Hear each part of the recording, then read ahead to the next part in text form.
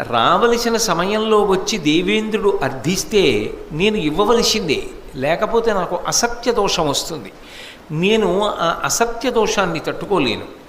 2, మీరు చెప్పేది ఏమిటి? నేను కానీ ఈ సహజ కవచ కుండలములను ఇచ్చేస్తే నాకు ఆపద వస్తుంది, అర్జునుడి చేతిలో నాకు మరణం కలుగుతుందని మీరు భయపడుతున్నారు. కానీ నేను ఒక్క విషయాన్ని మనవి చేస్తాను, సూర్యభగవానుడా జాగ్రత్తగా వినండి. నేను ద్రోణాచార్యుల వారి దగ్గర అనేకమైనటువంటి అస్త్రములు పొందాను. పరశురాముణ్ణి సేవించి పరశురాముడి దగ్గర ఎన్నో అస్త్రములను సంపాదించాను. అనేక దివ్యాస్త్రములు నా దగ్గర ఉన్నాయి. ఇన్ని దివ్యాస్త్రములు నా వద్ద ఉండగా అర్జునుడు నన్ను ఏదో చేస్తాడన్న భయం అక్కర్లేదు. నేను ఈ దివ్యాస్త్రములను ప్రయోగించడం ద్వారా అర్జునుడిని నిగ్రహించగలిగినటువంటి శక్తి నాకున్నది. కవచకుండలములు లేనంత మాత్రము చేత నాకు వచ్చేటటువంటి